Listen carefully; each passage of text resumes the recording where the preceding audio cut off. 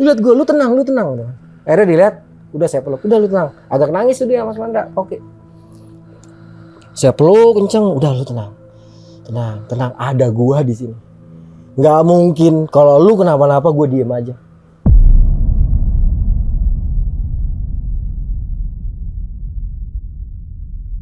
Ayo kawan-kawan pecinta alam, berkumpul bersama di titik persiapan. Buka isi ransel, packing perlengkapan. Jangan lupa bawa cukup persediaan. Bulatkan tekad, kuatkan fisik mental untuk melintasi medan licin dan terjal. Ingat teori latihan, jadikan bekal. Harus berhasil, pantang untuk gagal. Jajaki bukit, turuni lembah, panjat sedikit, badan terasa lelah. Baiklah kawanku, mari kita lakukan. Tiada gunung tinggi untuk pecinta alam. Sukses selalu pecinta alam, pendaki gunung. Ya. Assalamualaikum warahmatullahi wabarakatuh. Kita kembali lagi ke 7 Rupa Channel.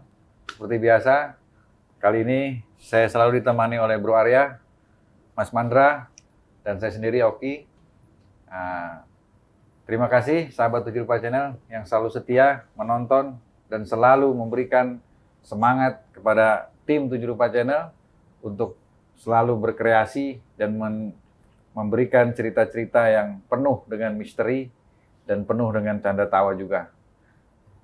Sebelum kita mulai, jangan lupa subscribe, komen, dan share. Di setiap kegelapan malam, pasti ada kegaiban. Malam ini, sahabat saya, Bro Arya, sang pakar pendakian, akan memberikan cerita yang penuh misteri yang itu terjadi di tahun 1995 di saat sahabat saya Bro Arya mendaki Gunung Salak.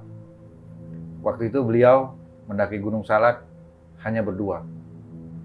Dan yang paling menegangkan sahabat 7 Rupa Channel, sahabatnya Bro Arya, pendamping di dalam pendakian Gunung Salak ini, beliau melihat banyaknya rombongan-rombongan. Namun Bro Arya sendiri sejak naik Gunung Salak tidak melihat apa-apa. Jadi sepanjang perjalanan, temannya Bro Arya selalu melihat makhluk-makhluk gaib yang banyak, yang sangat menyeramkan. Dan terlebih lagi, di saat turun dari pendakian, Bro Arya baru diperlihatkan oleh makhluk-makhluk gaib itu.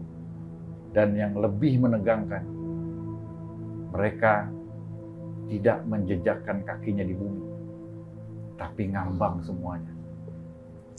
Kita ikuti cerita lengkapnya langsung oleh sang pakar pendakian, Bro Arya Sena. Assalamualaikum sobat-sobat ERC, dimanapun Anda berada. Alhamdulillah pada malam ini gue masih diberikan kesempatan juga kemampuan untuk bercerita oleh Allah Subhanahu wa Ta'ala. Seperti biasa, gue ditemani oleh Pak Oki, Mas Mandra, dalam menceritakan berbagai kisah dan pengalaman yang pernah gue alami selama gue menjalankan perjalanan pendakian gue. Dalam kesempatan ini gue mencoba menceritakan sebuah kisah yang pernah tertulis dalam buku diari lah ya.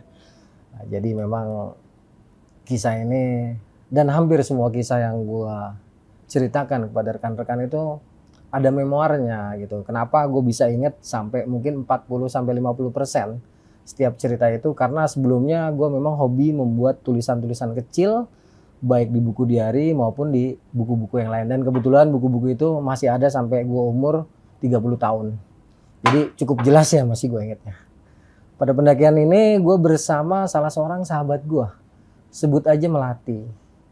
Nah, gue kenal sama Melati ini di saat kita lagi di daerah Fatmawati, Oki, Mas Mandra. Saat itu kita ada di sebuah toko outdoor.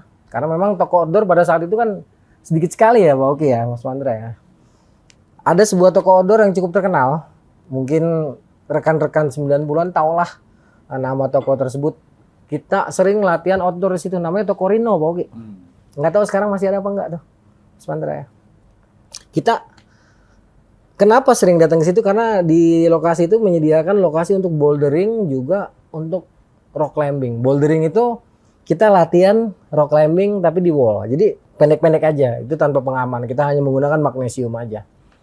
Di saat kita lagi latihan bouldering sama rock climbing, itu harinya saya lupa ya. Saya ketemulah dengan si Melati ini gitu. Mereka juga niatnya mau latihan. Udah, kita gabung lah waktu itu latihan. Akhirnya karena mereka cewek-cewek, ada 3 orang kalau nggak salah. Si Melati sama rekannya 2 orang tuh. Saya berdua sama teman saya. Saya jadi bilayer tuh, jadi bilayer mereka. Latihan bareng.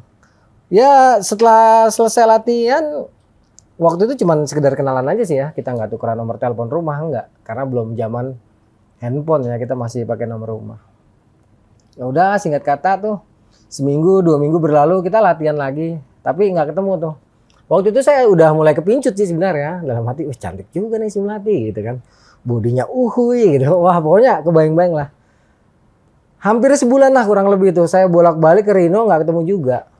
Pikiran saya mungkin ngeri kali ngelihat muka perang kayak kita gitu kan. Udah nggak kepikiran, udah habis itu sampai akhirnya saya sama rekan saya tuh almarhum Yusriyadi yang saya ceritakan di Gunung Bukaraeng, terus sama beberapa orang rekan kita main ke Blok M lah. Oke, waktu itu kita masih ke Blok M Plaza nongkrong. Ceritanya nih kan bosen di gunung mulu, kita main ke Plaza lah. Nah mungkin inilah yang dibilang jodoh itu, garam di laut, asam di gunung. Melati yang udah hampir sebulan saya pikirin tapi nggak ketemu-temu, saya cari di tempat bouldering, ternyata di Blok M Plaza ketemu. Awalnya saya agak curiga nih, kayak gua kenal gitu. Akhirnya saya ikutin sampai ke salah satu outlet, ternyata bener.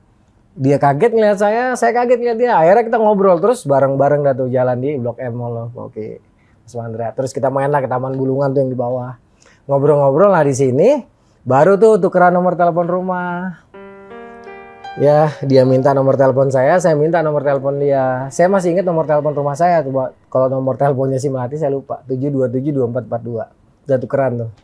Udah nggak lama setelah dari situ, ya udahlah, dia pulang ke rumahnya arah Bintaro, saya pulang ke Lenteng Agung. Nggak lama, seringlah kita kontak-kontakan tuh Pak Oki. Saya suka nelpon dia suka nelpon saya. Sampai akhirnya akrab. Ya. Terus mulailah saya dibilang apel sih enggak ya, karena saya belum jadian gitu Pak Oki, Mas Mandra ya. Tetapi ketika saya ajukan diri, boleh nggak kalau malam minggu main gitu, nggak apa-apa. Saya tanya ada yang marah nggak? Enggak, ya dalam hati asik. Kayak kena nih, walau belum nembak tuh Pak Oki kan. Dicinta orang tiba. Nah ini yang dibilang garam di laut asam di gunung nih. Udah. Saya tanya, gue sendiri apa rame-rame nih? Ya kalau emang berani sih sendiri aja. Katanya, ditantang gitu kan. Udah tahu gue tipenya single fighter, jadi oke, sebutnya Melati kan tadi namanya. Karena udah dapet sinyal tuh Mas Mandra, Oki. Terus kita juga udah dapet titik koordinatnya kan, lokasi rumahnya. Udah tanpa ragu lagi, malam minggu itu berangkatlah saya dengan gagah berani menuju Medan Laga tuh. Saya ingat waktu itu saya naik 605A, terus sambung lagi dari Cipulir yang jurusan Bintaro itu apa yang arah Kostrad, komplek Kostrad. Saya lupa nomor mobilnya tuh. Naik Kopaja terus sambung lagi naik Metro Mini itu. Saya ingat rumahnya itu di deket situ kalau nggak salah ya. Karena saya pacaran itu sama dia cuma setahun aja sih. Sampailah kita di rumahnya itu sekitar jam 8 malam Mas Pandra. Ya ngobrol-ngobrol ya, anak muda lah, biasa. Oke ya, kita namanya malam minggu, ngobrol-ngobrol ya, orang tuanya juga baik alhamdulillah. Nah, awalnya tuh si Melati ini kalau naik gunung dia nggak diizinin, tapi kalau cuman camping di tempat-tempat yang deket lah, terus apa namanya, latihan-latihan naik gunung untuk rock climbing, bouldering di wall itu diizinkan sama orang tuanya. Tapi kalau untuk naik gunung tuh nggak diizinin Pak Oki.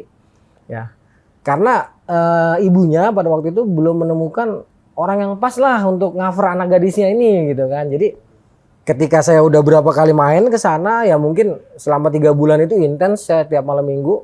Walaupun belum ada pernyataan I love you, you love me gitu kan.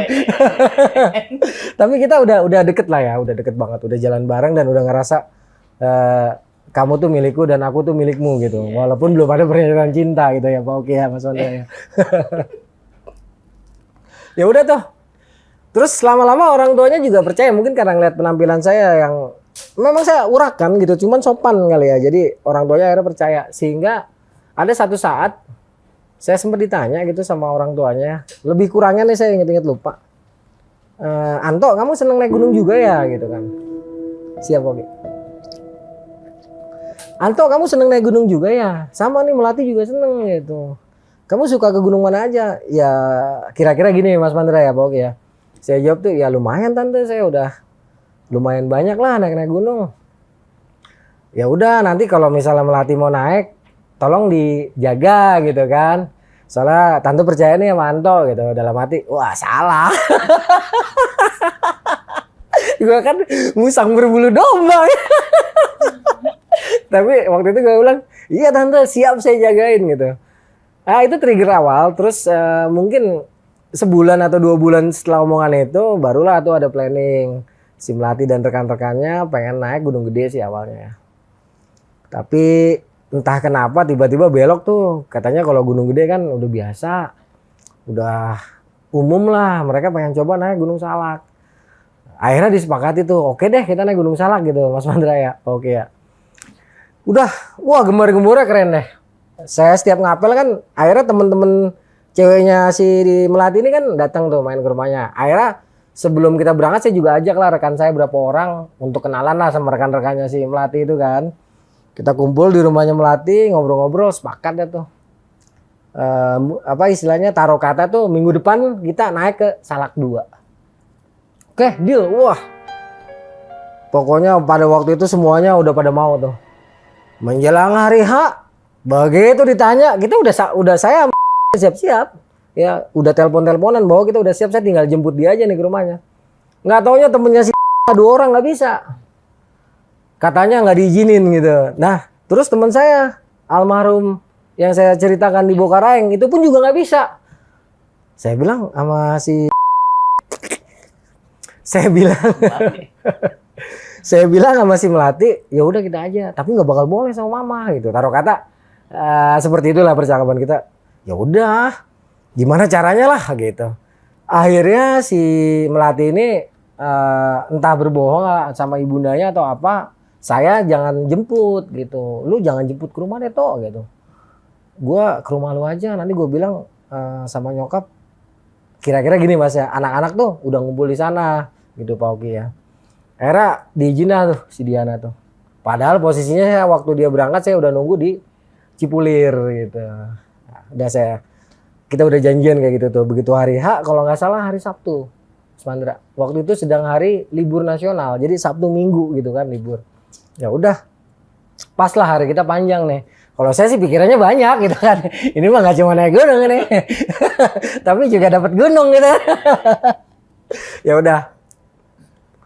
Setelah memang fix teman saya nggak bisa, temannya dia 2 orang nggak bisa, akhirnya besok saya tetap jalan sama dia, kita janjian di Cipulir tuh, saya nunggu di Cipulir. Saya berangkat dari rumah ke Cipulir, itu sekitar jam 10 pagi saya sampai Cipulir. Dia juga nggak jauh beda, kita ketemu, terus dari Cipulir kita langsung ke stasiun Pasar Minggu Mas Mandra. Dari stasiun Pasar Minggu kita lanjut perjalanan menuju ke Bogor. Ya dalam perjalanan saya lupa lah ya, intinya namanya kita sepasang kekasih gitu bisa dikatakan. Ya nempel lah kayak perangko gitu kan. Pokoknya yang lain kontrak gitu kan. Di kereta kita rapet aja lah. Namanya lagi seru-serunya. Terus dapat kesempatan jalan berdua juga. Wah, pokoknya mantep, ada hot banget itu. Mana kereta penuh juga kan Mas Mandra. Wah udah. Ya sampailah kita stasiun Bogor. Waktu itu saya tiketan. Oke ya. Jadi aman-aman aja lah. Masa iya bawa cewek nggak tiketan kan malu ya Oke ya. Udah keluar stasiun Bogor. Terus kita jalan kaki lah. Jalan kaki menuju ke sekarang tuh BSM. Kalau dulu Ramayana, kita Taman Topi, Kapten Muslihat belok kiri, ya kan.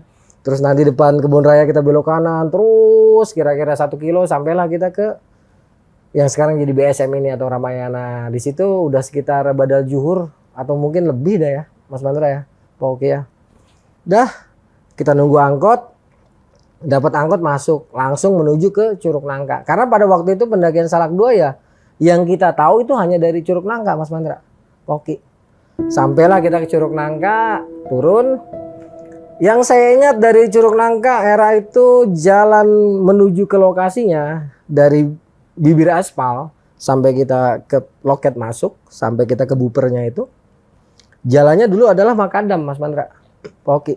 Batu yang disusun-susun itu kan, supaya nggak becek. Nah kita lewatin makadam tuh berdua-dua waktu itu. Saya ingat kita bawa depek aja sih ya, karena memang kita nggak niat untuk menginap di Gunung Salak. Kita hanya niatnya tuh besok pagi start naik, terus sedapatnya bisa turun. Istilahnya dulu naik turun lah, nggak ada istilah tektok ya Mas Mandra ya, Oke ya, belum ada istilah tektok tuh dulu. Niatnya kayak gitu aja, jadi kita santai. Sepanjang perjalanan itu ya namanya ya remaja ya, lagi seneng-senengnya punya kesempatan berdua, jauh dari rumah, serasa merdeka Mas Mandra. Oke ya udah, yang lain pokoknya lagi-lagi, yang lain kontrak nih dunia punya gua gitu. Ya cuek aja, gandengan. Apa meluk-meluk apa ngerangkul gitu kan, terus kalau orang mulai cipok dikit gitu kan. Pokoknya ini saya teringat karena memang saya tuh memang punya buku diary ya, saya lupa menyampaikan kepada rekan-rekan kenapa sih saya bisa ingat banyak sampai 40-50% karena hobi saya dari dulu emang nulis Mas Mandra, dan itu sampai umur 34 tahun buku diary saya masih ada sebelum saya pindah-pindah ya, karena memang saya simpen dengan rapih supaya istri saya waktu itu nggak baca gitu. Akhirnya ketahuan sama istri tuh, sama mantan, akhirnya hilang tuh buku-buku itu. Tapi ingatannya kan masih ada di sini gitu. Itulah kenapa saya jadi ingat banyak kisah yang sering saya ceritakan kepada rekan-rekan gitu. Udah, sampailah kita tuh Mas Mandra ke titik pendaftaran. Oke. Saya ingat waktu itu tiketnya masih Rp500. Termasuk mahal dulu 500 Mas Mandra. Karena itu udah sebungkus Jarum Super. Mahal dulu buat kita anak sekolah. Tapi karena saya jalan sama si Melati ini, dia kan juga bawa uangnya nggak sedikit lah, cewek tuh. Mungkin dia bawa uang sekitar 50.000 lebih lah. Kalau saya waktu itu bawa uang ya sekitar 30 ribuan. Intinya aman lah. Bayar, kita turun tuh. Saat itu di lokasi kita udah sekitar kurang lebihnya sekitar badal asar, Mas Mandra, Pak Oki. Terus kita langsung mencari salah satu warung yang agak sepi, agak mojok gitu lah gitu. Pokoknya cari tempat yang indohoy lah gitu ya, yang enak lah buat kita berdua. Akhirnya dapet tuh satu lokasi. Saya ingat warung itu paling pojok dekat jembatan bambu. Dulu masih jembatan bambu, Mas Mandra, Pak Oki. Di situ karena memang weekend dan hari libur juga, Curug Nangka rame. Bisa dikatakan Curug Nangka adalah salah satu objek favorit Mas Mandra, Pak Oki, yang akan didatangi oleh Galatuping, gerombolan laki-laki tukang camping. Atau Rempakem, remaja pencinta camping. Bisa dikatakan itu adalah tempat favorit saat itu Mas Mandra. Jadi nggak ada sejarahnya kalau weekend itu yang namanya area Curug Nangka itu sepi. Udah, akhirnya dapatlah kita satu lokasi karena yang ramai kan ini bupernya Mas Mandra ya. Oke, yang ramai bupernya warung itu ya ramai, tapi ya orang beli nanti keluar lagi. Memang di warung tuh disediakan balai-balai bambu, tapi karena anak-anak Rempakem ini biasanya lengkap peralatannya Mas Mandra, Poki. Mereka tuh bawa alat masak, bawa tenda. Jadi ke warung itu paling cuma jajan. Walaupun rame, yang stay di warung itu ya yang nggak bawa tenda, yang kayak saya modelnya gitu kan.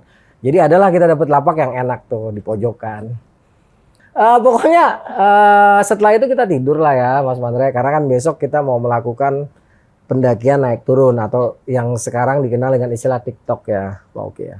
Udah tidurlah kita dalam posisi yang cukup mesra lah bisa dikatakan ya, karena merdeka banget berdua-dua. Ya ada untungnya juga waktu itu saya berdua naik sama dia karena bisa dapat banyak gitu. Ya udah, tidurlah nyenyak gitu. Seingat saya ya beberapa kali bangun karena dengar suara orang orang ngobrol gitu Mas Mandra, namanya juga warung kan ya. Oke ya. Sampai datanglah pagi sekitar jam 4 kurang lebihnya. Itu si Melati tiba-tiba negor saya gitu kan. Tok. Kok ada yang baru datang gitu, anak-anak sekolah. Ya, saya bilang sama dia, lah biasa anak sekolah mah gitu kan. Biasa. Emang apa yang aneh? Iya sih kata dia gitu kan. Cuma saya ngelirik tuh Mas Pandra. Saya lihat kan ke tempat yang dia bilang katanya dia ngelihat ada rombongan datang gitu kan. Anak sekolah. Celana sekolah katanya gitu kan. Saya lihat mana ada orang. Cuman lagi-lagi etika harus kita pegang. Jangan sampai teman pendakian kita nih takut. Selama itu dalam batas masih bisa kita handle gitu kan. Terus saya ngomong, oh udah lewat kali, udah kesono gitu. Udah, saya berpikir waktu itu mungkin betul dia ngelihat, tapi orang itu udah jalan gitu kan. Udahlah, pagi-pagi itu kebetulan si abahnya udah buka tuh warung bala-bala, udah siap Pak Oki, udah anget tuh kopi ya segala macam. Ya udah saya pesen tuh. Nah nggak lama si Melati inilah pengen pips ya, entah pips entah pup. Saya ingat dalam buku catatan saya tuh saya tuliskan seperti itu, bukan pips dan pup, dia pengen ke belakang lah gitu, saya tuliskan di situ. Minta diantar lah. Ya, waktu itu saya bercandain, nih boleh masuk bang nih gitu. Kalau nggak bisa cebok sendiri bisa dibantuin kok gitu. Itu kalau nggak salah bercandanya kayak gitu ya. Terus dia mesem-mesem aja kata dia nanti gitu kan. Ya udah temenin. Itu dia agak lama tuh Mas Pandra. Oke ya. Agak lama mungkin pikiran saya pup kali ya. Agak lama dia di kamar mandi.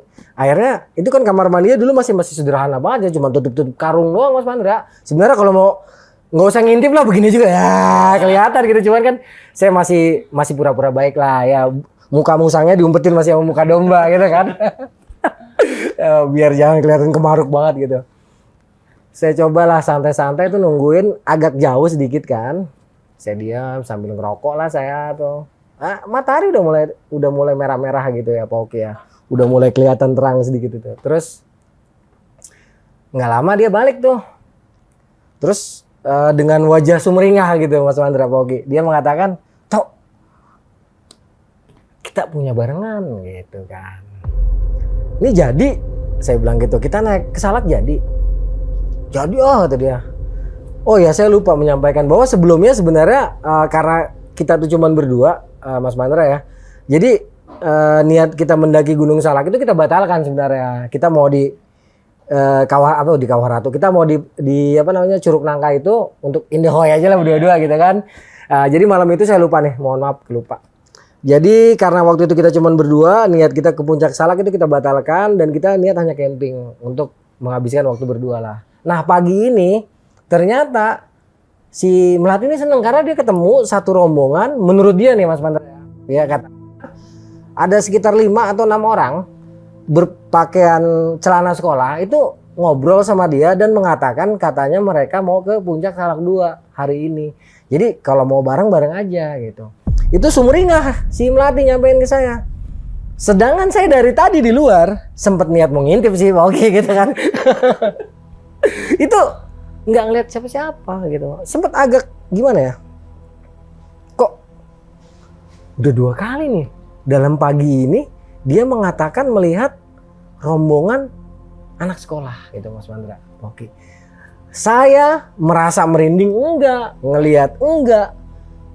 Bener-bener yang dikatakan si Melati ini saya nggak rasa, nggak lihat gitu Mas Pandra. Oke, jadi waktu itu saya berpikir lagi-lagi saya berpikir gini, ya mungkin bener gue nggak lihat karena gue fokus ngelihat kemana, gue lagi ngerokok, dia ngobrol, terus yang diajak ngobrol tuh udah jalan gitu. Walaupun secara logika nggak mungkin Mas Pandra, soalnya pasti kelihatan tuh sama saya seberapa jauh sih saya mau WC gitu. Tapi ya udahlah, saya nggak mau pusing. Yang penting si gadis cantik ini senang hatinya, pikiran saya kan gitu Pak Oki, Mas Pandra ya udah.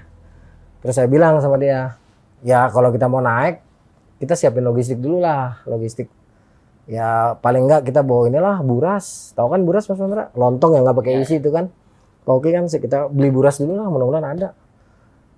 Terus gorengan sama kalau kita bawa mie instan udah kita masak lah, mie goreng aja dan beberapa snack-snack gitu kan, yang memang kita butuhkan selama melakukan aktivitas pendakian.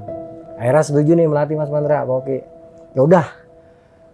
Saya juga walaupun hati saya agak deg tapi saya tetap tenang gitu kan. Selama saya belum melihat, selama saya belum membuktikan, selama itu masih praduga, itu nggak bisa kita menganggap bahwa dia melihat sesuatu. Soalnya kan kita belum membuktikan gitu Mas Pandra ya. Oke, ya udahlah.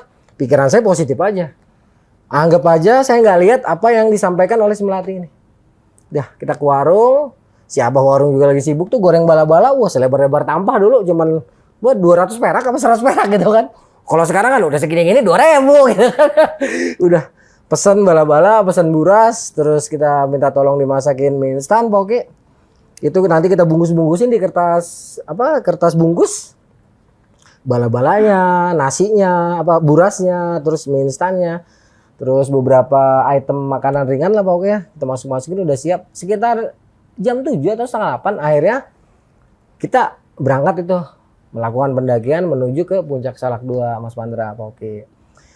Sepanjang perjalanan ini kita kan dari warung-warung itu nanti kita ngelewatin kali kecil Mas Pandra, naik ke atas sedikit, terus naik agak landai kira-kira 50 meter, nanti kita belok kiri Mas Pandra. Kita belok kiri langsung ngambil garis punggungan yang terjal. Langsung terjal mana nih punggungannya Mas Pandra, sekitar 10 menit ke atas. Wah, ngap. Di awal-awal ini saya mau melatih nggak banyak ngomong Mas Mandra. Oke nggak.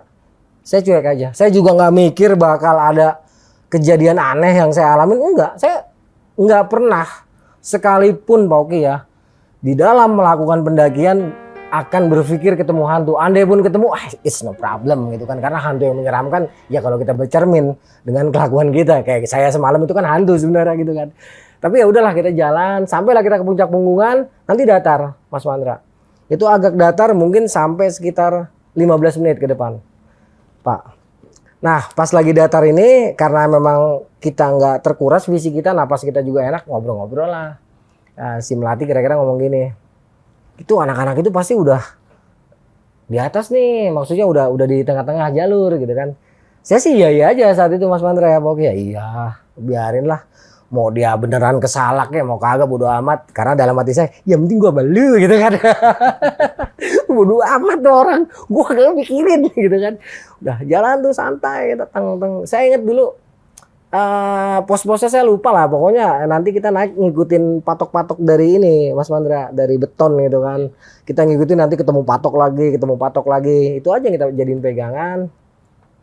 Kira-kira setengah jam nanti jalannya mulai tanah merah Mas Mandra, agak licin. Terus naik ke atas 40 menitan sampai ke ujung situ, nanti kita turun sedikit. Itu lembabnya minta ampun, muarecek. Nanti kita masuk lagi setelah lembah, kita ngambil lagi garis punggungan, sebelah kiri udah lembah, sebelah sininya garis punggungan, terus kita ngikutin jalur Mas Pandra. Kira-kira 1 jam kita akan ketemu hamparan pohon honje. Pohon honje paham nggak Mas Mandra? Mungkin kalau orang Sunda paham nih Pak Oke ya. Pohon honje itu yang seperti pohon jahe lah atau pohon. Nah, dia ada umbi-umbinya gitu ya. Jadi gede-gede. Kita akan ketemu hamparan pohon honje. Di sini wanginya wangi-wangi serai gitulah modelnya gitu kan.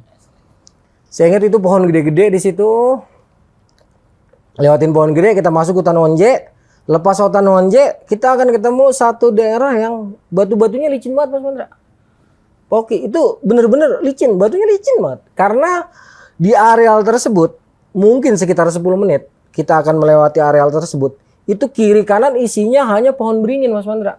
Yang menjuntai itu akar-akar gantungnya. Jadi kayak di situ kita kayak masuk negeri Lilliput lah atau apa. Karena pohon beringinnya tuh rambutnya tuh banyak. Itu paling top ngelihat areal tersebut, Poki kalau lagi ada kabut. Rasanya kayak di dunia lain lah. Jadi pohon beringin gede-gede. Tapi akar serabutnya tuh, akar rambutnya itu yang panjang-panjang kayak itu. Di sini sempet lah ada rasa nggak enak, cuman karena masih pagi. Terus sama cewek cantik pokoknya ya elah bodo amat dah. Gua yang kesetanan bukan lu gitu. Ngopi dulu.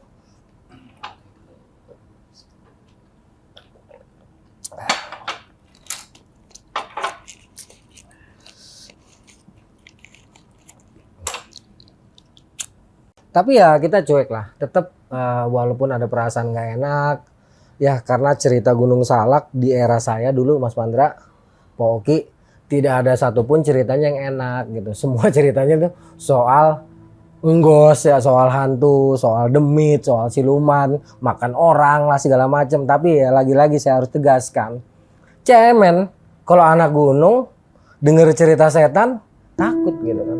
Terus dia besar-besar kan, ngapain sih bang cerita setan? Lalu anak gunung kok takut denger cerita setan, lebay amat kan gitu ya. Anak gunung denger cerita setan masih senyum-senyum aja. Nah, ngapain juga, orang udah tahu itu tempatnya setan. Lu ribet amat kan gitu. Di sini saya sempet berhenti sebentar, tapi entahlah ada perasaan apa, saya lupa. Karena saya nggak tuliskan lah di buku diary saya, Mas Mandra. Oke ya. Itu kita lewat lagi, naik, agak parah Mas Mandra. Nanti sebelum kita memasuki hutan rotan, ada satu titik agak terbuka. Di sini kita bisa lihat pemandangan sedikit aja. Di sebelah kiri itu punggungan juga Mas Mandra. Kita sempat istirahat di sini, saya makan dulu lah. Beberapa logistik yang kita persiapkan dari bawah, begitu juga minum. Ya intinya aktivitas istirahat itu kurang lebihnya seperti itu. Nggak lama, ini kalau nggak salah si Melati nanya gitu kan, Tok, itu rombongan yang tadi kan bawa carrier gede-gede, kata Melati gitu ya Mas Mandra ya, bawa ya. Tapi mereka jalannya cepet-cepet banget ya. Saya lagi-lagi nggak ini Mas Mandra, Poki nggak nyambung gitu kan, nggak ngerasa bahwa itu memang yang dilihat si Melati itu betul yang dia lihat gitu. Saya hanya berpikir itu beneran manusia, mungkin dia sepik karena si Melati ini kan cantik Poki ya. Jadi dia mungkin pada action gitu lah kan ya, depan cewek cantik bilangnya mau naik gunung, padahal mah nyelip-nyelip camping-camping juga. Waktu itu pikiran saya gitu aja. Enggak saya berpikir, wah kok gua nggak lihat dia ngomong kayak gitu, atau saya dramatis enggak. Saya cuek aja. Iya kali pada naik, saya bilang kayak gitu kan. Saya juga rada down kalau habis diomongin mulu tuh cowok-cowok gitu kan. Udah ntar juga ketemu kalau dia naik, saya bilang. Istirahat, masuklah kita ke ini Mas Mandra, hutan rotan. Oke, hutan rotan ini ampun saat itu kita betul-betul ekstra hati-hati. Karena memang tahu sendiri Mas Mandra, duri rotan kan, kalau yang tua mah nggak patah kena tangan kita. Tapi kalau yang muda kan nyantel. Wah, bisa langsung jadi tato itu. Tato gergaji. Itu pelan-pelan saya lewat situ, saya paprasin. Ya untungnya ya, waktu naik itu yang menjuntai ke arah jalur, karena saya bawa golok, itu saya paprasin. Ini untung banget, bener-bener untung. Saya paprasin terus saya singkirin terus. Ya karena juga saya sedikit action lah depan cewek cantik ini. Biar kelihatan hero gitu kan. Ya udah saya bersih-bersihin tuh jalur, lewat. Ya, lewatin hutan apa namanya? Hutan rotan. Kita masuk lagi hutan heterogen yang wah lebat banget Mas Mandra. Lembab, oke, lembab. Redup. Tapi ya karena saat itu siang ya Mas Mandra, kita nggak terlalu pusing lah, terutama saya gitu. Hanya si Melati ini, dia seperti terobsesi lah dengan kehadiran sosok-sosok yang dia ceritakan tadi di bawah gitu Pak. Kalau saya lagi-lagi, sialan juga tuh ada yang ganteng kali ya, pikiran saya malah begitu aja. Enggak kepikiran bahwa itu memang sesuatu yang bukan banda nyata gitu, banda kasar kayak gitu, bukan. Enggak kepikiran saya. Cuma saya kesel aja bawaan saya. Sialan juga nih ada yang ganteng nih, jangan-jangan sampai kesem-sem begini gitu kan. Pikiran saya begitu kan Mas Mandra ya. Diomongin mulu, rada sebel juga saya. Nah di hutan ini, di hutan heterogen yang cukup lebat dan lembab ini, itu jalan udah nggak ada bonus ya Mas Mandra. Wajar udah begini. Ya kiri kanan gitulah ya. Terus nanti kita akan ketemu sama jalur kita akan ketemu nanti sebelum kita berganti punggungan baru Mas Mandra. Jadi sampai kita ke pucuk punggungan, di sini agak terbuka. Nanti kita ke kanan nyisirin bibir punggungan, bibir lembah itu. Jalan di sini agak tipis, barulah nanti kita ketemu satu jalur di mana di sini banyak batu-batu Mas Mandra. Poki. Dan itu juga licin. Kita harus ekstra hati-hati di sini. Licin karena di berlumut ini batu-batu. Ekstra tuh, langsung begini Mas Mandra 70 derajat. Dan ada di beberapa bagian yang mungkin 80, jadi kita harus scrambling. Wah, sini terus jalan saya juga mikir ya, apa iya ada orang, dia bawa beban berat, kok bisa cepet? Sementara ini kondisi jalur selain licin juga terjal. Pergerakan tidak akan bebas, paling tidak mereka meninggalkan jejak gitu kan. Saya berpikir di sini mulai normal. Apa jejak? Karena dari dulu saya punya kebiasaan gini Pak Oki. Dimanapun lokasi yang saya datangi, pertama kali yang saya perhatikan adalah jejak. Kenapa? Ketika saya bermalam di lokasi itu, saya udah hafal dengan jejak-jejak. Jadi kalau malam saya dengar suara langkah, suara apa. Ketika pagi saya lihat, saya tandain tuh biasanya Mas Mandra. Kalau nggak saya tandain di kepala saya tandain pakai kayu. Ini jejak begini, ini jejak begini, atau saya tuliskan. Ketika pagi tidak ada penambahan jejak tapi malamnya rame, saya bisa pastikan dong tidak ada jejak baru. Ini pasti bukan orang. Itulah kenapa saya bisa tahu gitu kan antara orang atau bukan, karena jejak-jejak itu memang saya dari dulu paling sering memperhatikan itu. Nggak tahu kenapa Mas Mandra. Jadi jejak yang 2 jam 3 jam yang nyata baru kebuat sama yang udah 2 jam, nanti biasa itu ada daun masuk, terus ada debu lagi kalau misalnya tergantung medannya. Saya apalnya di situ aja, tapi tanpa belajar waktu itu. Saya waktu itu udah mulai mikir ke situ, kok nggak ada jejak gitu kan. Ada jejak Mas Mandra, Pak Oki. Cuman jejak ini sudah tertutup daun, dan daun-daun ini nggak mungkin daun baru sehari 2 hari gitu kan. Saya karakteristiknya udah mulai apal pada saat itu kan. Ini jejak lama nih, udah jejak 3 harian. Karena apa, di atas jejak itu udah banyak material baru kan. Beda dengan jejak yang baru di depan kita mungkin 1 jam, nggak mungkin udah kayak gini. Ya udah ada semacam dia agak pudar gitu, tambah ada material-material baru di atas jejak. Itu kan udah jadi acuan buat saya kan. Saya perhatiin jejak turun, jejak naik. Ini semuanya posisinya sepatunya. Saya hafal garis sepatunya. Masih yang sama dari tadi. Ah udahlah. Nah sementara si Melati ini Pak Oki ngomong terus itu. Wah dia udah sampai kali, ayo cepetan gitu kan. Dalam hati saya, udahlah. Kayaknya nih nggak muncak nih anak-anak ini. Pikiran saya waktu itu begitu. Ini cuman gaya-gayaan doang nih depan bokin gua gitu. Karena bokin gua kan cakep gitu kan. Lu gaya-gayaan doang lu pada, dalam hati saya gitu. Udah lewat dari situ. Nanti kita ketemu hutan perdu agak pohonnya benek-benek Mas Mandra, agak kebuka. Terus mulai ilalang. 15 menit tes sampai kita ke puncak Punggungan. Kita jalan datar. Di sini pohon-pohonnya unik Mas Mandra. Pohon-pohon akarnya tuh besar-besar dan dia menghalangi jalur. Jadi kita harus naik di akar-akar gitu. Ini tempatnya unik banget. Sekaligus kalau malam mungkin bikin merinding lah ya. Nah, saya nggak pernah mau nih bermalam di areal ini, paling agak mau saya. Lewat dari situ yang akar-akaran, turun, naik sedikit kita Mas Mandra, ganti lagi. Punggungan, masuk lagi, jalan sebentar. Nah nanti di sebelah kiri hutan gambut, jalur gambut itu langsung dinding lembah yang terjal Mas Mandra. Sementara di sebelah kirinya kita bisa lihat kalau cerah itu dinding dari puncak Salak Saktu. Gitu ya Pak Oki ya. Itu kalau cerah bagus banget pemandangan. Di sini pohon-pohonnya juga unik Mas Mandra. Pohon-pohon cantigi tapi kayaknya udah ribuan tahun ya. Jadi besar-besar banget ya. Ini daerah unik banget. Kita lewatin itu nggak ada rasa apa-apa saya. Cuman waktu itu penasaran juga mau buru-buru ke puncak gitu, membuktikan apa yang dikatakan oleh si Melati ini. Lewat dari situ nanti kita turun Mas Mandra. Naik sedikit scrambling, datar. Itu udah hutan perdu yang rapet, lembab. Kira-kira 100 meter sampailah kita ke puncak Salak 2. Puncak Salak 2 pada saat itu masih ketutup pohon-pohon Mas Mandra. Kebuka sedikit lah. Saya ingat di sana tuh ada cemara udang. Ya, sampai sekarang alhamdulillah masih ada tuh cemara udangnya. Saya nyebutnya cemara udang karena cemaranya kecil gitu, pinus ya. Begitu sampai si Melati udah lari-lari kan. Terus dia bengong. Celingak-celinguk. Tok, kok nggak ada orang gitu kan. Saya bilang, tuh kan. Cuman mau gaya-gayaan doang depan lu. Saya bilang kayak gitu. Saya ngerasa seneng tuh Mas Mandra Boki. Ternyata apa yang saya sangkakan bener. Ini rombongan anak sekolah. Cuman mau gaya-gayaan depan cewek gue gitu kan. Soalnya nih cewek gue itu aja cakep. Ya rambut panjang, leher jenjang, hidung mancung gitu kan. Pokoknya cakep lah si Melati ini. Jadi pikiran saya waktu itu seneng banget ya.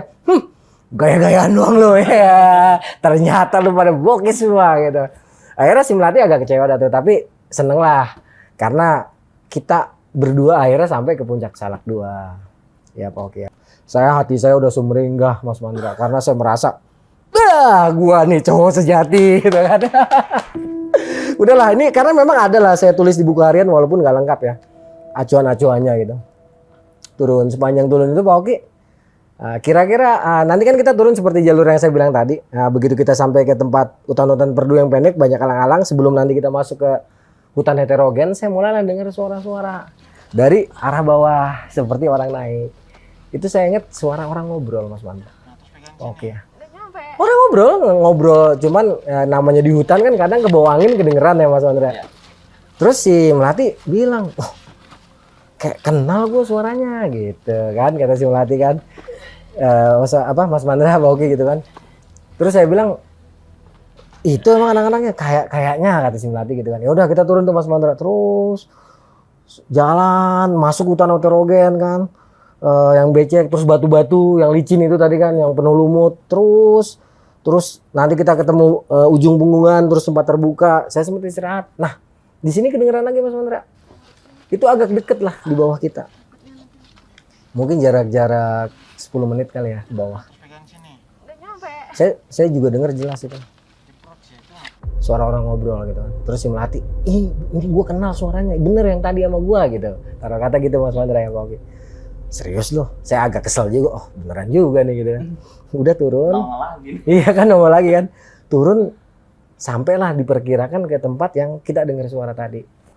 Jadi sebelum kita masuk ke hutan rotan. Nah di situ memang ada satu tempat yang enak lah buat istirahat Mas Mandra. Saya duduk. Biasalah saya ngerokok, saya bilang sama dia, Mel udah Mel istirahat dulu, gue capek dari tadi kita, lu dari tadi ngejar-ngejar aja ke atas kagak ada orang juga. Iya kata dia gitu kan.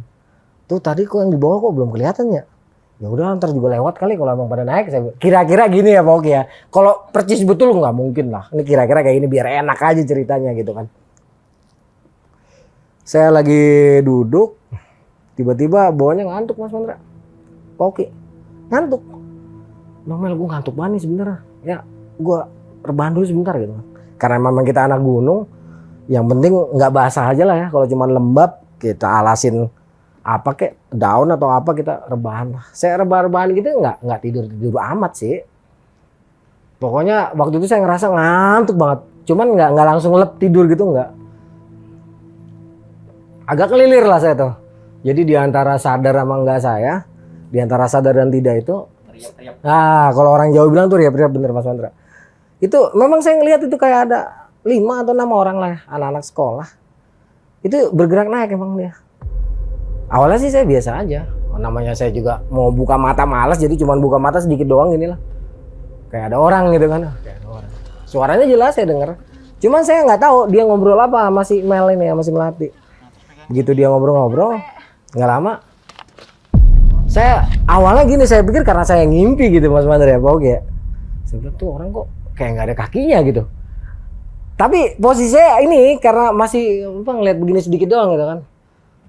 Cuma saya cuek aja lagi. Udah bodo amat dah, mau orang mau bukan bodo amat, penting gue udah sampai Gunung Salak gitu kan. Yang penting nih si gadis cantik pujaan gue udah sampai nih kan gitu kan. Udah saya cuekin lagi, saya merem gitu kan. Pas saya bener-bener mau lelap, tok gitu kan. Diorak-orak saya Mas Mandra. Oke. Kenapa ya? Cepet-cepet turun gitu kan. Emang kenapa? Tadi anak sekolah yang tadi mana gitu kan. Udah cepetan turun. Nah wajahnya si Mel itu udah pucet Mas. Saya juga waktu itu karena memang masih nanar gitu kan. Jadi si Mel reaksinya kayak gitu. Ya udah turun saya bilang kayak gitu. Turun. Begitu kita mau masuk ke hutan Salak. Baru nih kesadaran saya full gitu. Istilahnya nyawanya udah balik gitu lah ya. Saya pegang sih Mel, tar dulu. Perasaan tadi ada yang datang saya bilang kayak gitu anak sekolah. Iya, ntar aja gue ceritain gitu. Saya diem tuh langsung. Oke. Perasaan nih saya bilang kayak gitu. Soalnya lu gue lihat gue tadi tiduran. Ya udah ntar gue ceritain. Itu si Mel udah panik banget Mas Mandra. Tapi karena kita ini memang dilatih ya. Dalam poin-poin yang saya sebutkan dalam survival. Jadi sadarilah dimana sadarilah keberadaanmu, untung malang tergantung ketenanganmu. Saat itu pengaplikasiannya kita langsung cepet Mas Mandra. Saya bilang sama si Mel gitu Pak Oki ya, diem, tenang dulu. Kita nggak bisa bergerak dalam keadaan takut. Jujur saya juga mulai deg-degan Mas Mandra. Karena apa? Soalnya saya sempet dalam posisi buka mata sedikit gitulah. Ya masih samar-samar gitu. Memang saya sempet ngelihat dan saya inget satu hal di situ begitu kesadaran saya udah full. Saya ngerasa mereka emang nggak kakinya itu memang tidak nggak napak tanah gitu. Begitu saya di situ, merinding nih saya. Saya langsung bilang, udah Mel, lu depan. Saya bilang gitu, lu depan, gue belakang. Tapi si Mel maunya pegangan Mas Mandra.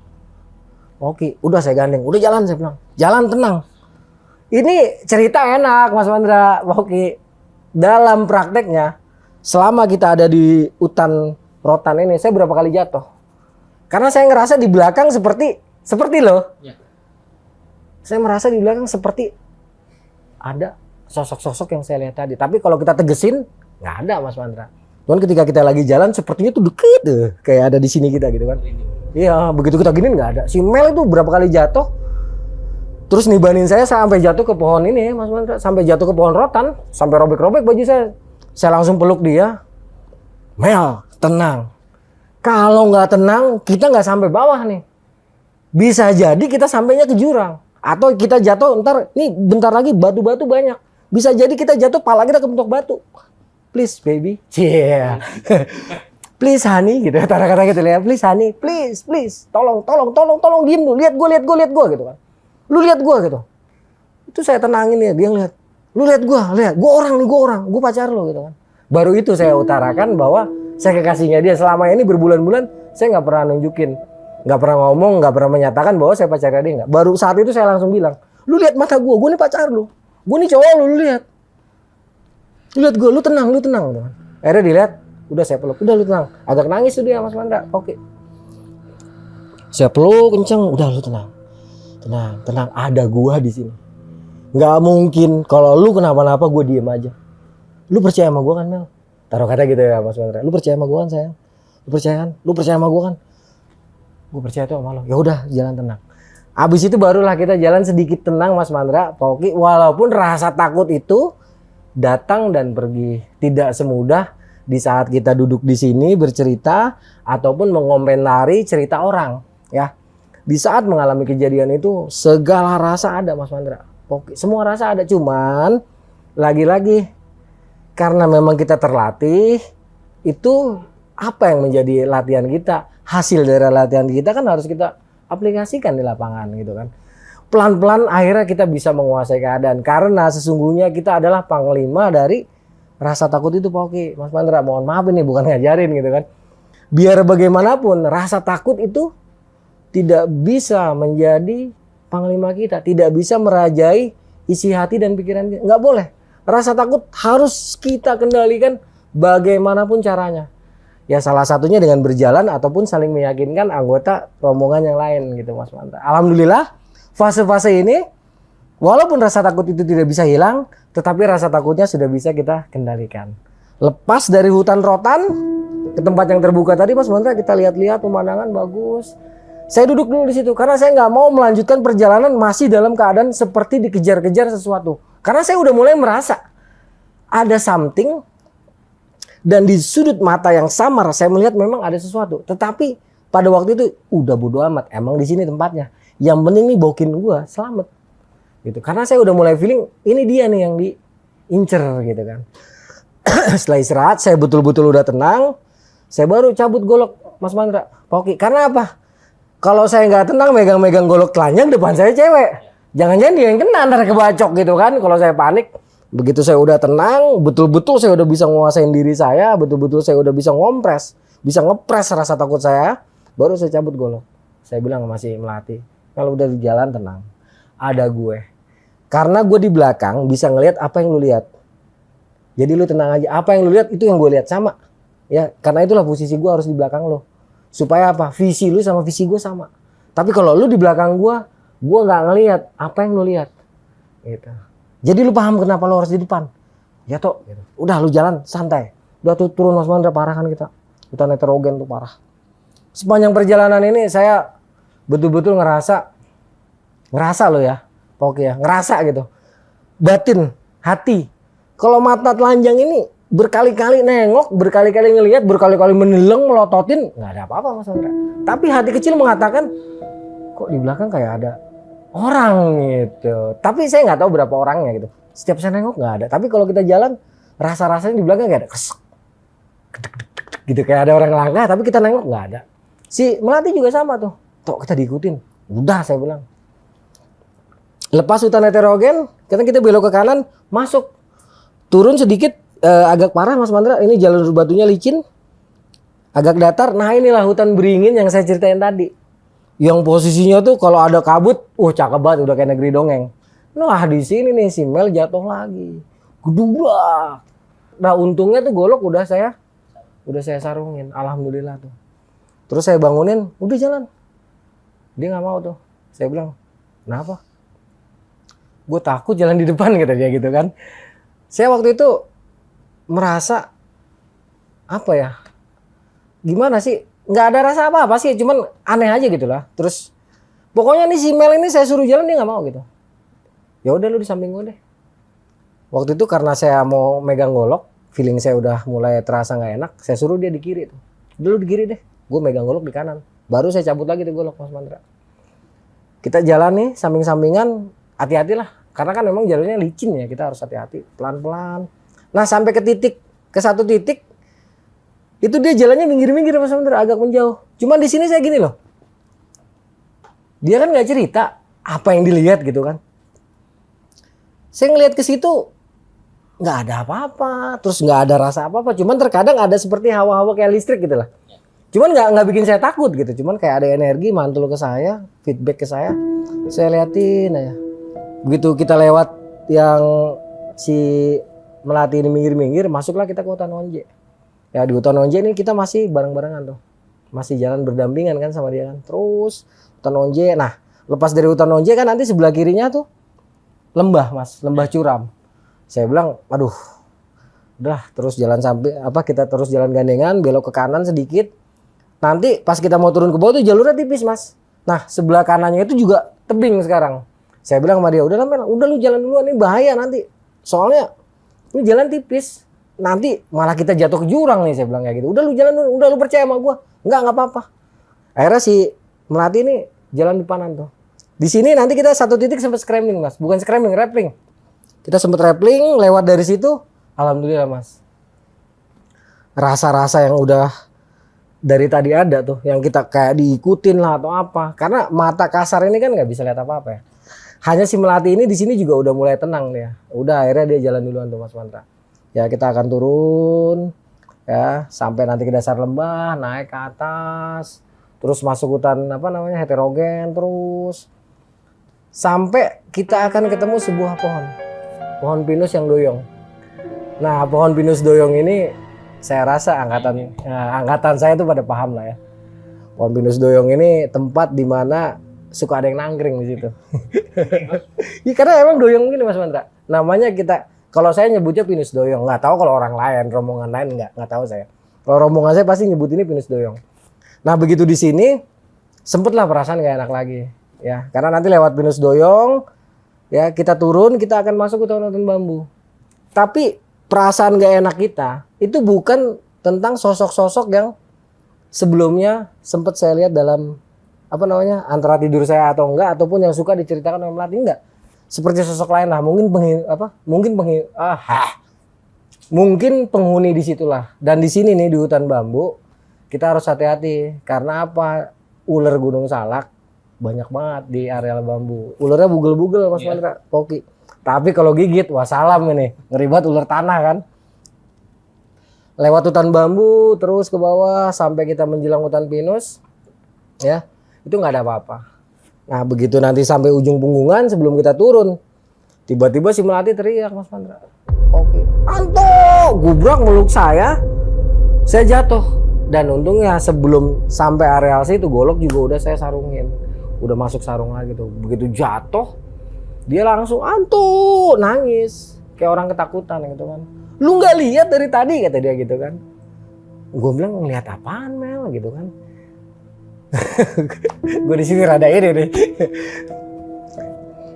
Gue jadi inget adegannya gue cipok. Dia langsung meluk Mas Mandra.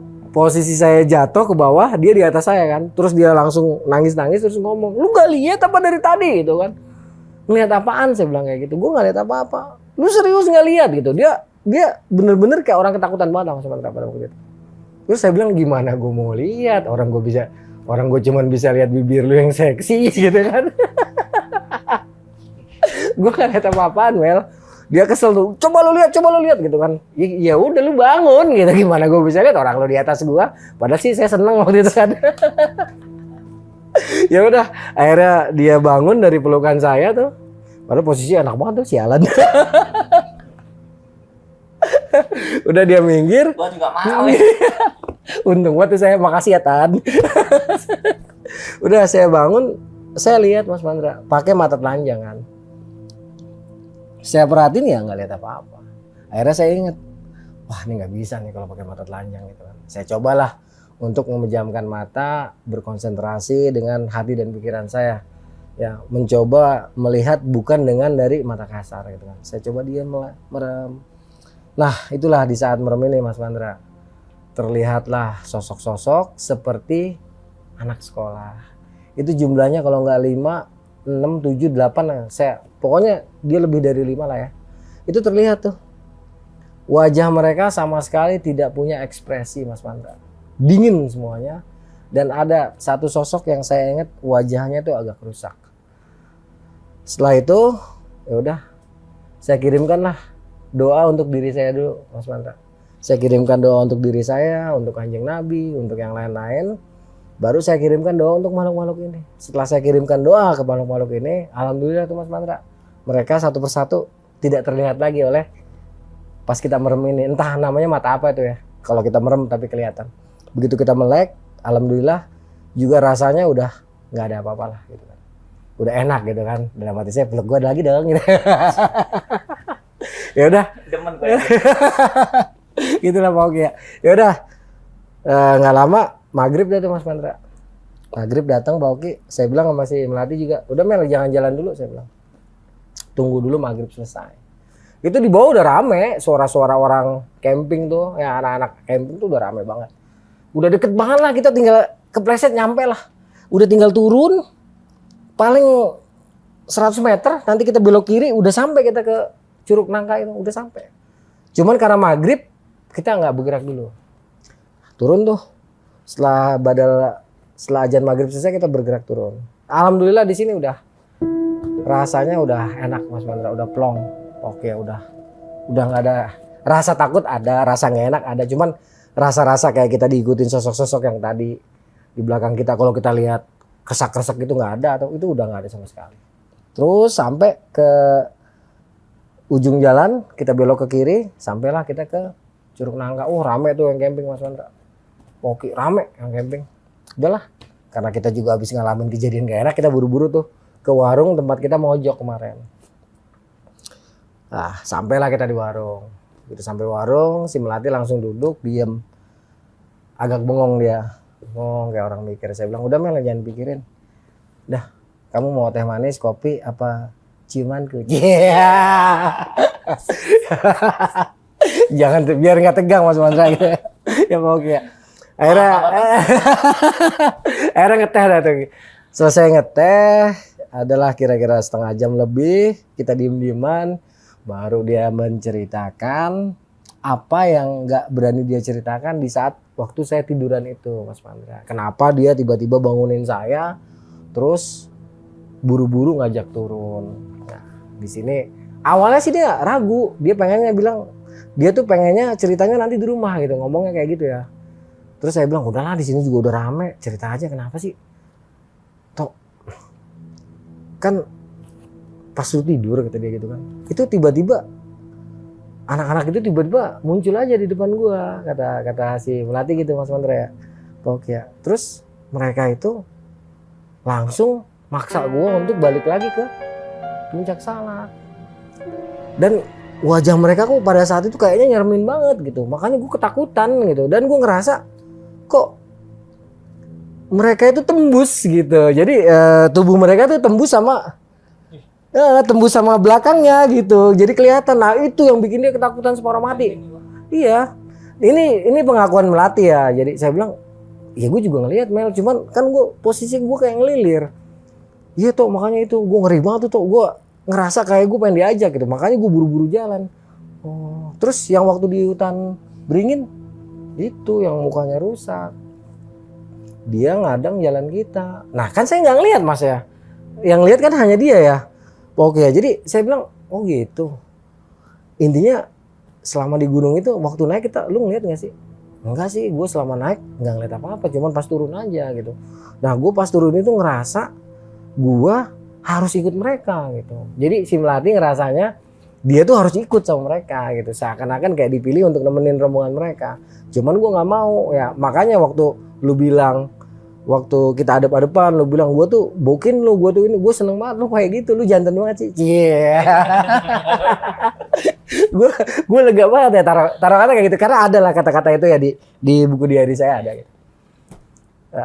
Terus pas di hutan pinus sama yang mukanya rusak itu, cuman dia cuma ngejegat aja. Oh ya udahlah, yang penting kita alhamdulillah kita udah selamat sampai bawah. Dan keseluruhan makhluk itu yang full ngelihat ya Melati. Kalau saya hanya melihat sekilas pas saya lagi tidur. Itu pun rasanya nggak enak banget Mas Mandra. Kalau perasaan merinding ya hanya di hutan Honje sebentar. Tetapi lepas dari pas kita masuk ke hutan rotan itu emang full saya ngerinding. Itu ngerasa kayak ada kekuatan. Tapi lagi-lagi mata kasar saya nggak bisa ngeliat. Hanya perasaan saya mungkin bisa dikatakan mata hati atau mata batin memang mengatakan di belakang itu banyak yang ngikutin, tapi saya nggak bisa memastikan jumlahnya gitu. Wah, kita ngobrol-ngobrol malam itu sampai larut lah ya Mas Mandra ya, pokoknya sampai sekitar 2-3 jam. Walaupun capek banget pengen tidur, tapi karena ini malam terakhir, cia malam ini, ya jadi rasanya sayang ya kalau kita lewatin buat tidur aja. Jadi karena memang itu warung nggak terlalu rame, hanya cuman orang lalu lalang beli aja. Dan kebetulan tempat saya istirahat itu petromaknya juga nggak terlalu terang. Ya cipika-cipiki sedikit lah sama cibibir-cibibir gitu lah. Ajinomoto. Sampai sekitar jam 12 lah setelah menenangkan diri ya dalam aktivitas mesra. Tidurlah Mas Mandra, Oke. Itu tidur kayaknya nyenyak banget. Kalau orang Jawa bilang apa ya, lep, langsung hilang lah gitu kan, langsung les. Saya berdua tuh tidur sama dia di pojokan. Karena memang kebetulan petromaknya udah redup juga, tidurnya nyenyak banget saya. Terus saya ingat kira-kira menjelang subuh tuh Mas Mandra, Oke. Saya bangun gitu. Saya bangun karena saya mendengar suara gitu kan. Suara yang saya cukup hafal gitu kan. Saya dengerin gitu. Terus saya bangun, saya lihat.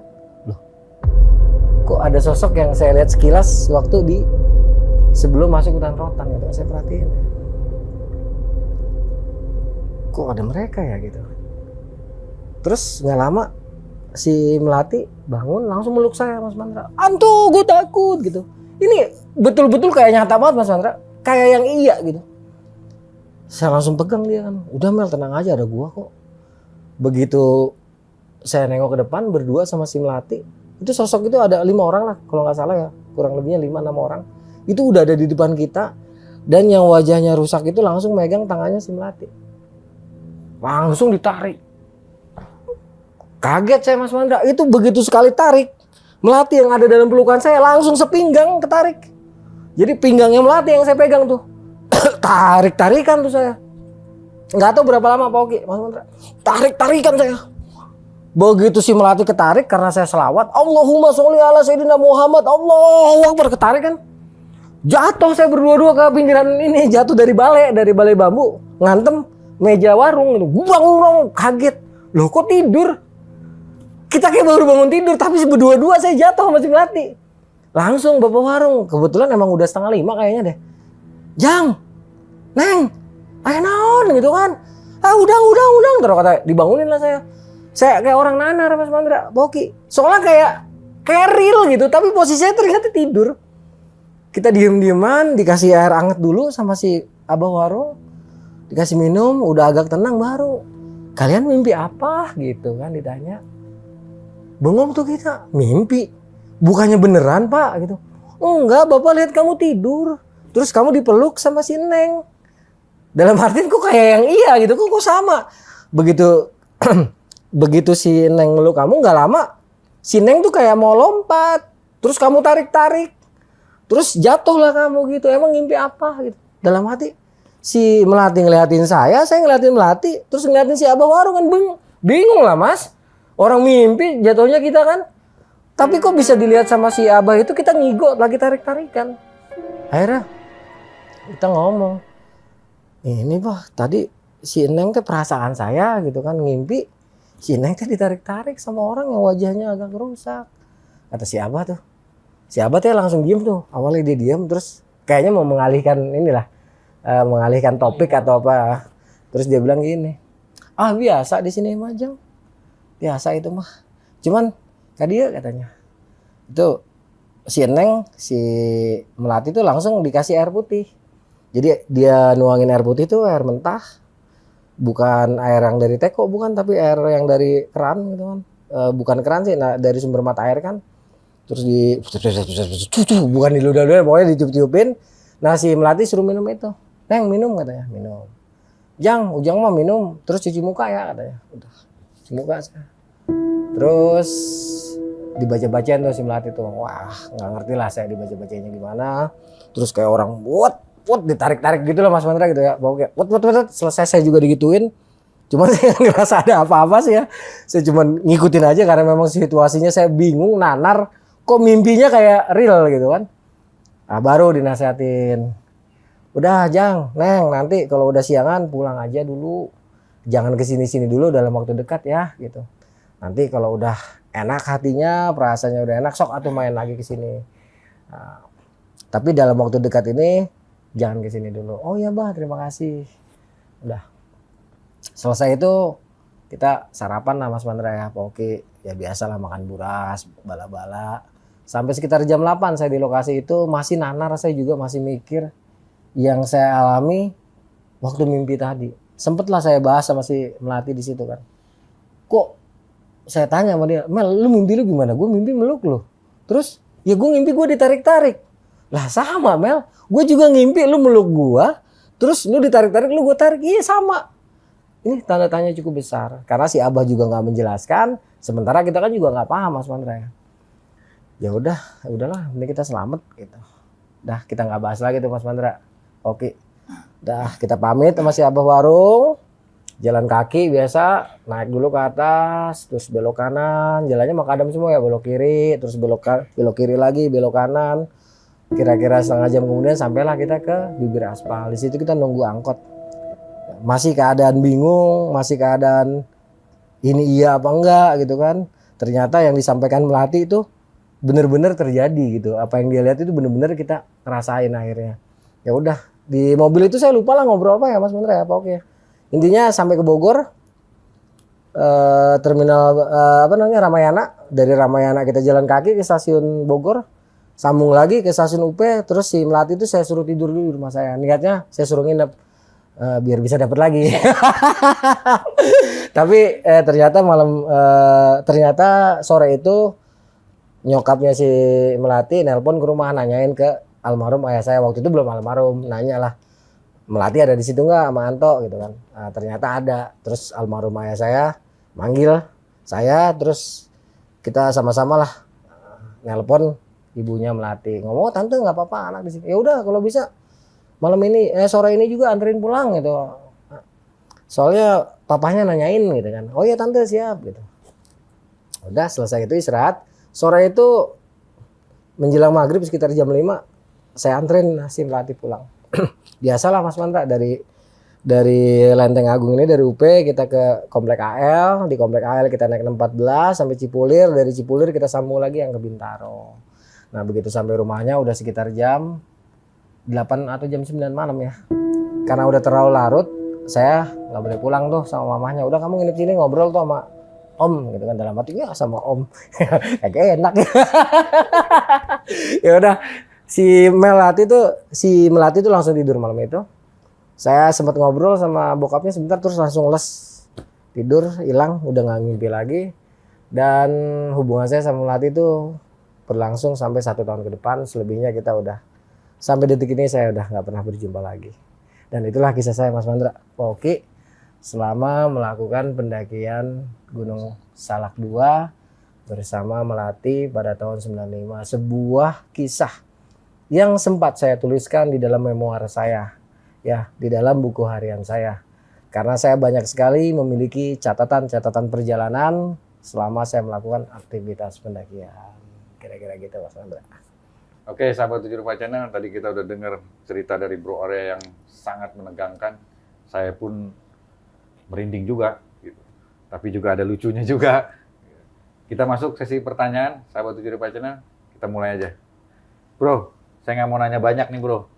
Cuman gue mau nanya, lu kan sebenarnya niatnya mau camping. Iya. Mau camping mau ngelapa nih bro? Dua-dua ya. Oke, pada saat lu niat camping dan si Melati ini mau akhirnya ngajak lu naik ke Gunung Salak, naik daki lah gitu kan. Itu kan gara-gara ada kelompok anak sekolah yang dia melihat, lu nggak ngelihat. Iya. Tapi kok lu mau bro? Padahal lu yakin ini bukan manusia, dia mau naik diajak siapa gitu. Karena Gimana tuh, bro? pikiran saya positif aja Pak Oki. Saat itu kan kita juga nggak mau nginep. Lagian nggak ada sejarahnya pendaki itu takut setan gitu. Jadi waktu itu karena memang saya tidak merasakan apa yang dia ceritakan dan juga saya juga nggak berpikir untuk takut sama makhluk-makhluk itu. Saya ikutin aja. Saya pengen dia seneng juga gitu kan, dalam artian ya udahlah nggak apa-apa, nggak camping, nggak dapat gunung, tapi kan bisa naik gunung kan gitu. Oh jadi walaupun lu sebenarnya udah firasat ini anak naik gunung karena diajak rombongan yang nggak kelihatan. Betul, gitu. cuman Firasat udah ada. Udah ada, cuman kan kita selalu bawa sajam, oke. Sajam pada saat itu kan lumrah di gunung, tidak seperti sekarang. Jadi kalau kita megang sajam itu apa ya? Punya kepercayaan diri lebih gitu. Jadi sajam itu memang hanya senjata. Bukan sajamnya nanti yang berguna, tapi keyakinan kita kepada pencipta sajam. Kalau saya kan jadi biarin lah, walaupun saya lagi geblek-gebleknya ya tetap percaya sama Tuhan mah tetap, walaupun maksiat juga jalan gitu. Jadi senjata lu golok itulah. Golok ya. Garam itu. Sama garam itu sama dari selawat itu. Selawat ya. Segila-gilanya saya selawat pasti jalan. Oke. Nah, yang kedua bro, kan lu ngelilir tuh kayak orang setengah tidur. Iya. Akhirnya baru ditampakkan, adanya penampakan rombongan ini tidak menjejakkan kaki di bumi, alias ngambang lah. Nah, berarti kan lu udah paham, wah ini siluman nih, atau ini makhluk halus nih kan. Iya. Nah, lu ada rasa apa tuh bro? Rasa ingin ngusir dia, atau oh ini dia nih, yang ngajak gua dari awal naik sampai turun dia ngikutin. Gimana tuh bro? Waktu ngelilirnya itu sih saya biasa Pak Oki, karena ngelilir itu kan antara sadar sama enggak ya. Jadi karena selama naik dan turun itu memang saya nggak ngeliat apa-apa dan saya hanya mengiyakan aja perkataan Melati ini. Waktu saya ngelilir ngeliat itu saya namanya setengah ngimpi lah bisa dikatakan, tapi sadar gitu. Jadi saya ngeliat gini nih. Karena waktu itu kan tiba-tiba saya ngantuk banget ya, ngantuk banget di tengah jalan itu. Makanya saya minta istirahat sebentar itu. Itu saya liatin.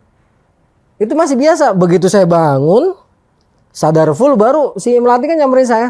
Tok turun tok gitu kan. Baru saya sedikit ada rasa takut. Ada rasa takut Pak Oki, ada rasa gentar tuh ada. Gentarnya kenapa? Saya khawatir memang si Melati ini diincer gitu kan. Ketika saya udah dalam kesadaran total, saya udah nggak lihat lagi. Cuman waktu saya ngelilir itu saya ingat betul jumlahnya itu antara 5 sampai 7 orang. Celana sekolah. Jadi celana sekolah tapi atasnya tuh saya nggak begitu apalah gitu ya. Pokoknya yang jelas tuh bawahnya tuh celana abu-abu. Dan yang paling saya bikin bergetar hati saya, mereka tuh nggak ada satupun yang menginjak tanah. Gitu. Itu yang saya ingat, makanya saya bilang sama si Melati juga, ayo cepet turun. Nah itu kita turun pas lewat hutan Salak. Pas lewat hutan Rotan. Di hutan Rotan ini kita nggak bisa cepet Moki. Salah dikit robek kita. Ya, banyak durinya. Durinya tajam-tajam. Wah mana di situ lagi posisinya. Tapi ya biar bagaimanapun kita kan diajarkan namanya survival. Sadari keberadaanmu, untung malang tergantung ketenanganmu. Nah poin-poin itulah yang kita pegang gitu kan. Kita sadar keberadaan kita, untung malang tergantung ketenangan kita gitu kan. Rasa takut harus dikuasai itulah. Karena si Melati ini kan juga anak pencinta alam. Akhirnya kita aplikasikan itu, walaupun takut kita coba tenang ya. Akhirnya kita gores-gores kena duri-duri rotan itu nggak terlalu banyak. Walaupun sempat kita beberapa kali jatuh, saya juga sempat jatuh kena duri rotan gitu. Jadi manusiawi lah ya, lu takut ada rasa takut, tapi kita tenang. Mengendalikan. Betul, sepanjang Rasa kita turun, kita coba kendalikan dia, jangan sampai kita yang dikendalikan oleh rasa takut tadi. Karena rasa takut itu bukan panglima kita. Rasa takut itu bawahan kita. Kita adalah panglima dari rasa takut. Jadi jangan sampai kita yang dikendalikan oleh rasa takut. Memang berproses, nggak mau ngomong gampang Mas Andre ya. Tapi ketika kita coba untuk nenangin diri, terutama mainan nafas, biasanya itu cepet Oke.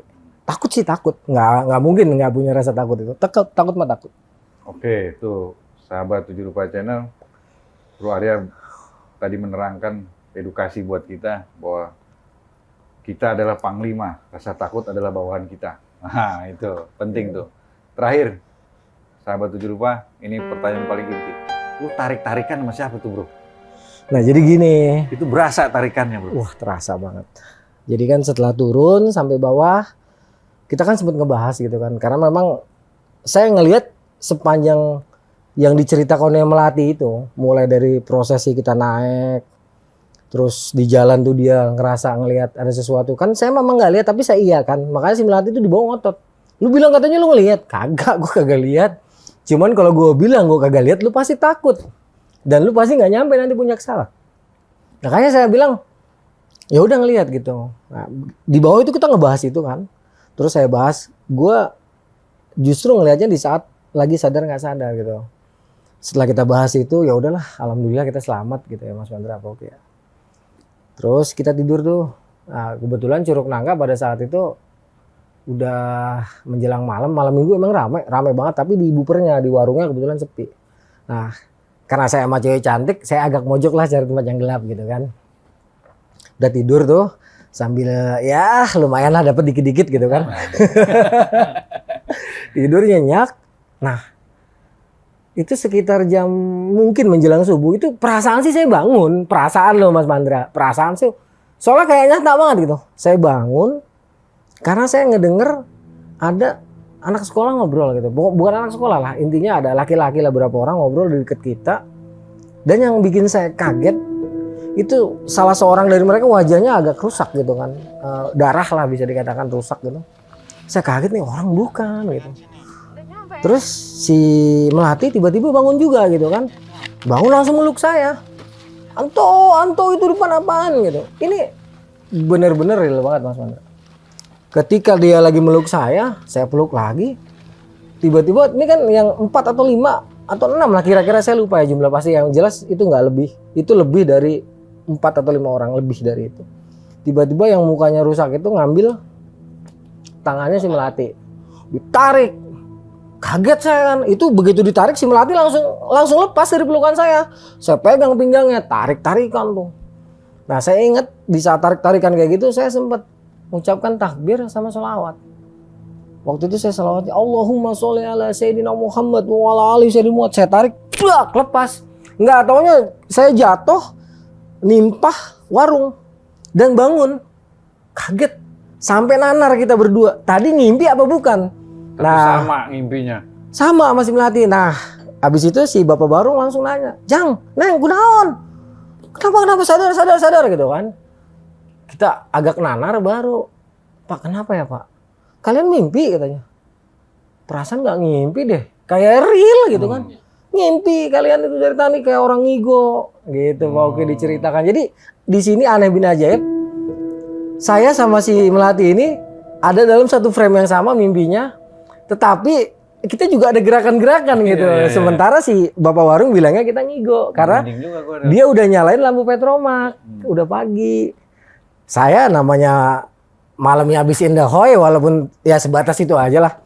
Nggak sadar gitu. Jadi bener-bener saya berdua sama si Melati itu akhirnya nggak pernah lagi naik Gunung Salak 2. Sampai detik ini.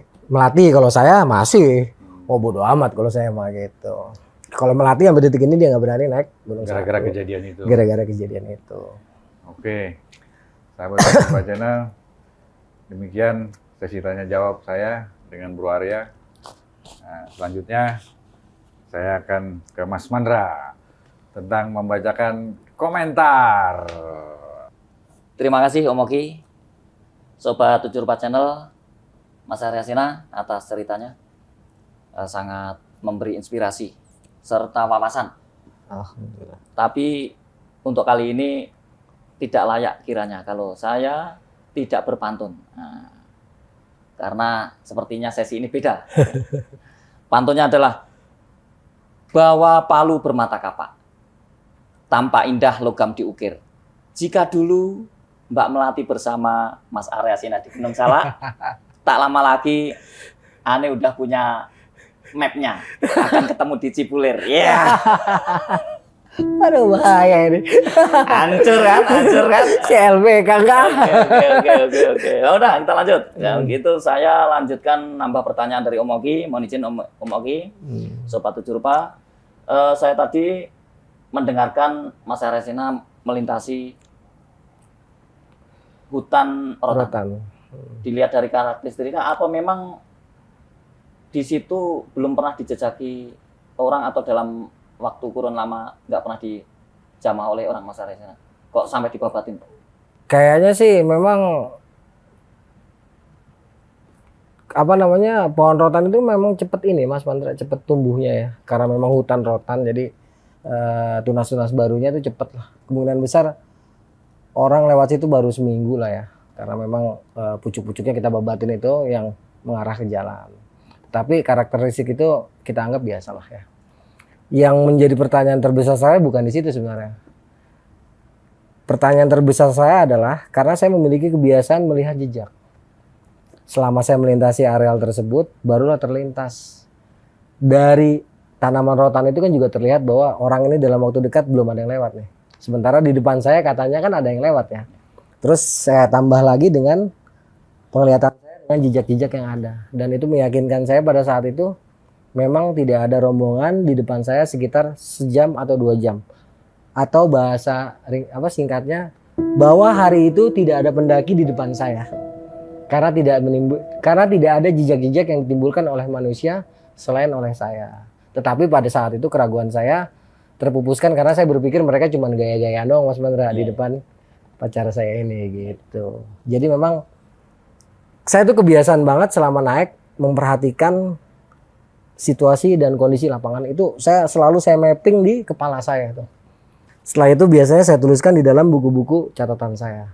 Kondisi jalur itu selalu saya, makanya orang-orang bingung. Kenapa bingung?